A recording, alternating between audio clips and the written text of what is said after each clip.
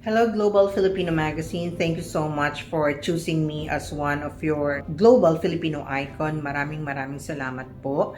And then at the same time, I would like to take this opportunity to apologize because I'm not able to see you personally to take this interview. Okay, to give you a little bit of my journey here in UAE, I arrived here 2012 and of course with my kids, and I landed here in a job as the head of PR marketing manager in a magazine. So having this job gave me a lot of challenges.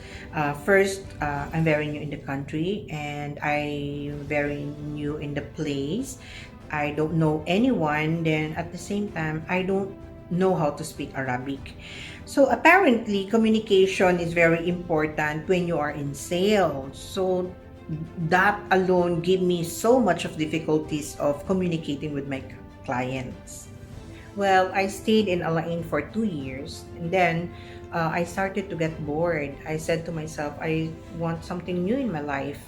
So I start sending my resume to different companies. Apparently, my daughter is still studying, so we cannot just transfer right away.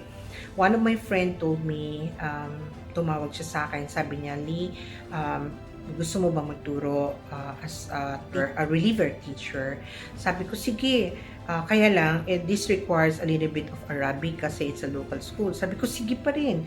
So, yeah, then I am the reliever teacher and under the ICT department. So, actually, parang dito ko talaga nakita yung career ko sa pagtuturo ng innovation. Kasi I have the passion of reading, especially aligning to innovation. Nakita ko how beautiful are the modules and curriculum of UAE. It's very integrated and it's very interesting if you are into technology. Kung nahasa ako sa curriculum ng UAE, especially under the ICT, so your co-teacher will look at you as alam mo lahat, but of course not. It's a continuous learning actually ang innovation. Sometimes nga people ask me insightful questions that challenge me to view things from a different perspective.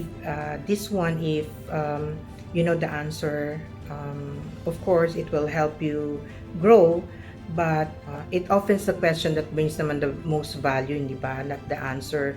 So if your student or people will ask you things aligning to innovation or technology, if you don't know, it will challenge you to know it, right? At to be honest, ang pinaka-favorite ko talaga, I mean, the absolute favorite ko talaga sa industry na kung saan ako, where I am right now, is when my student or somebody asks me for an advice regarding technology or innovation or programming or coding. So, all of those talaga na mamaster mo pag lagi mo naman talagang kaharap o tinuturo. So, when they ask me some advice or ask me details or questions regarding what are the lessons or what are the things that they're going to teach or how to make the curriculum aligning to innovation. So it just reminded me of when I was starting, and then you will think that sooner these people were going to replace you in a good thing, you know, na nakakatulong ka sa kanila to outgrow kung ano man ang mga hindi nila alam, lalo na sa mga estudyante. Actually, the best part of my journey was when I started working with the National Robotic Competition under the Ajman University. So I handled the technical training of the students, which is I enjoyed so much. Unfortunately, it was bad year for me because I was diagnosed of breast cancer during the time. So, parang hindi ko kakayanin ang mag-travel in and out of Abu Dhabi because, you know, we handle about 300 schools for the competitions, and these schools needs my assistance for them to learn what are the requirements of the competition. During that time, I have the resistance to cancel my contract, and it's hurting me so much because for me, parang naging obstacle yung sakit ko sa growth or advancement ng career ko. So, I spoke with my husband. I said, I can do it. Kaya ko until myself or my body is already deteriorating. So, I started to question na my ability on how I manage to work with the students because it's very unpredictable that sometimes you're okay and sometimes you're not. Apparently, this is cancer that we are talking about. So, but if you're going to ask me kung natapos ko yung contract at natapos ko yung National Robotic Competition, yes, I did. And up to now, 3 years na akong part of the team of Ajman University. And it's only this time na medyo tumigil lang siya because of the pandemic. Okay, fast forward, usapang negosyo naman. We have an office in Dubai, and then at the same time, we have an office we have a hub in Abu Dhabi and small satellites in different places in UAE. In Dubai, we are providing STEM projects like workshop in educational robotics requirements for a school that aims to support the students in developing the skills in the field of technology. So, lahat yan ay pinoprovide ni Kiwi Technologies sa mga school under the MOE. For Kiwi Technologies, it's not only for robotic kits or trainings that we are providing. We also do provide the learning management portal for all the distance learning schools and also homeschools. So we have this kind of apps that we are we are offering to schools because this will help their students to track down all the lessons. In Abu Dhabi naman, the CAT Blended Learning, the hub there is providing the student with hybrid learning that represent the new normal learning model that combines technology and education. Then, kasama doon yung mga tinatawag na interactive web portal that can provide an e-learning ready platform that strongly supports the curriculum and learning environment of every students. So, yun naman ang ginagamit nila sa Abu Dhabi. Okay, to give you an update naman regarding the activities of UAE aligning to innovations, in honor of a successful Mars landing, we designed several interactive activities that make the student engage in the Perseverance landing related to the Mars 2020 mission. So this one we are providing this curriculum to all the schools under the MOE because this will help the student understand what is mission to Mars. So the curriculum is part of the ICT again and STEM robotics. We called it robotics STEM NASA.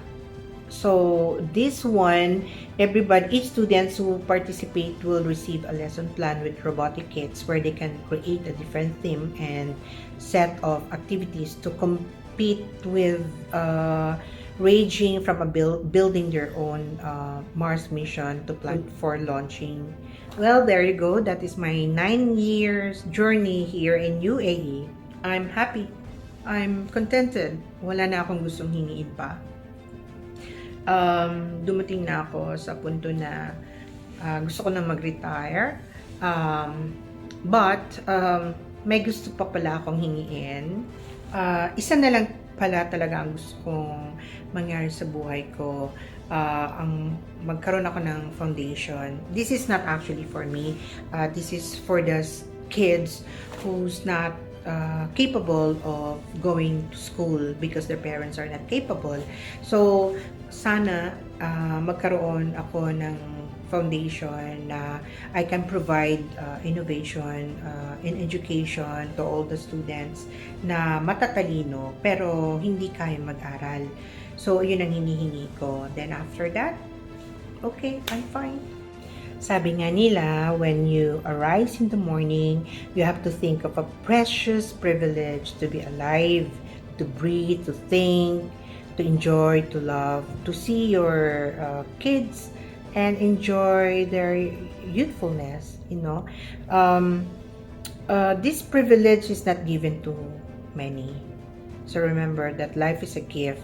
So kung ano man ang pinagdadaanan natin, lagi nating isipin na hindi yan magsistay. So just stand firm. For my last word, I just want to say that don't give up. Stay where you are. Kung talagang mabigat na, don't think about it. You can even document your journey, good or bad, because that will lead you to success.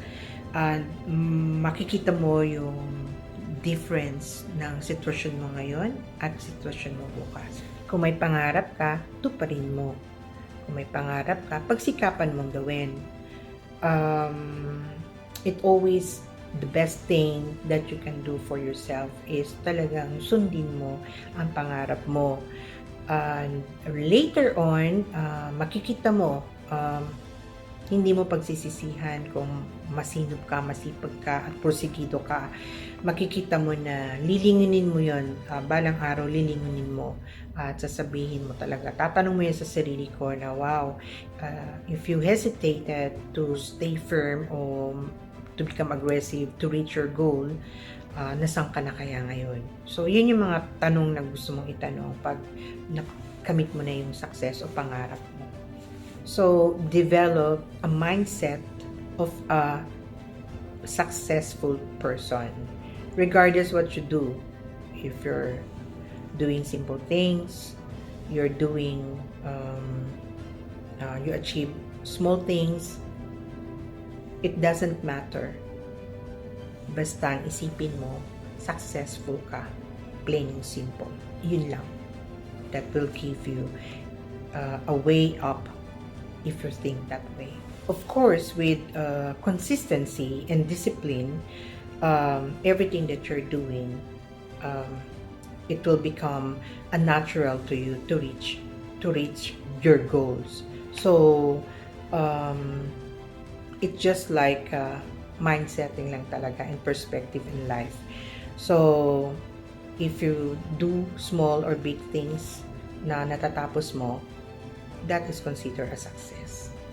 Ayun lang po, and thank you so much. This is Lilac Schonberg speaking to you and saying, I love you all. Come on, Filipinos. We are all amazing.